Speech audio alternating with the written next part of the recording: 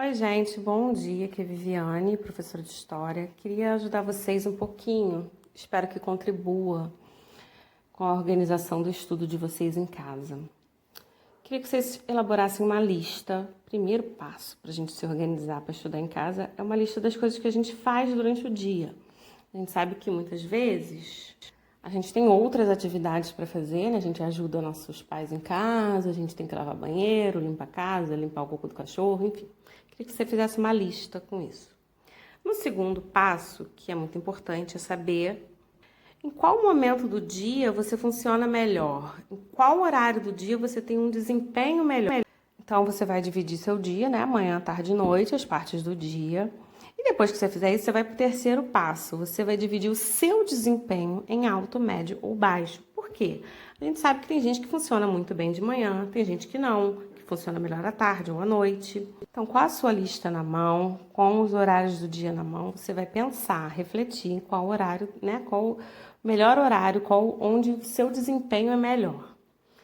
No terceiro passo, você vai dividir esse desempenho em alto, médio ou baixo. Obviamente, alto é um ótimo desempenho.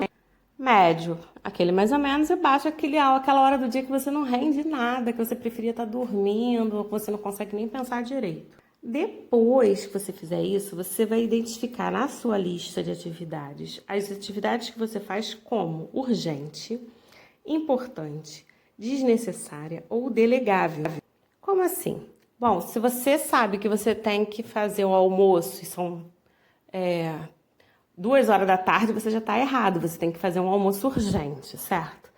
Mas existem as tarefas importantes, que são tarefas que você não pode deixar de fazer, porque se você deixar de fazer, ela vai virar urgente e aí vira corre-corre, ninguém consegue pensar, é Deus nos acuda. As tarefas desnecessárias são, por exemplo, você tem um dia de 24 horas, dos quais você passa 20 no WhatsApp ou jogando videogame. Isso é desnecessário, né? Você vai precisar encontrar um espaço para fazer as atividades do dia, que foram postadas pelos professores, entregar trabalho e tudo mais, né? Ou então você dorme. Você dorme o dia todo, você acorda 3 horas da tarde, você fica com um espaço pequenininho de dia para poder fazer as outras coisas.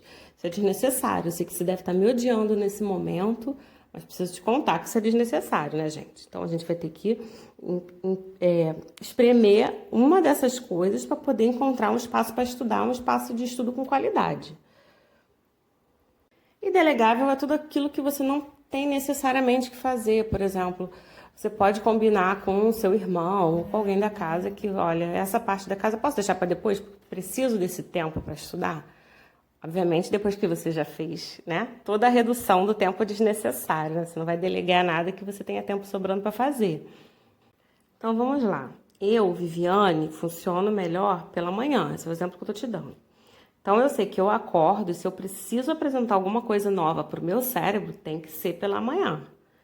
É o ideal. Então, eu vou fazer tudo o que eu precisar fazer, que exija a minha concentração, eu vou precisar fazer de manhã. Se eu fizer depois do almoço, vai ser um problema. Porque depois do almoço eu sinto um sono da morte, eu preciso de pelo menos 15 minutos para descansar, para então retomar o meu dia bem devagar, para poder ir voltando ao movimento. Além disso, se eu distribuo minhas atividades durante o dia, eu percebo que eu passo muito mais tempo no WhatsApp, por exemplo, do que eu deveria.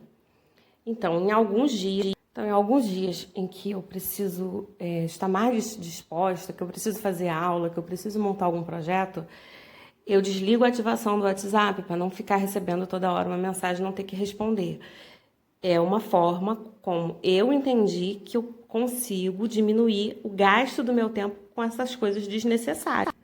É um exercício, não é uma das tarefas mais fáceis do mundo, mas eu espero que ajude vocês, que vocês se proponham de fato a transformar esse tempo online, esse tempo em casa, em um tempo produtivo, né? Um tempo que de fato faça alguma diferença na nossa vida e que a gente não esteja só pegando conteúdo e fazendo trabalho sem organizar nossa vida para receber isso tudo, tá bom?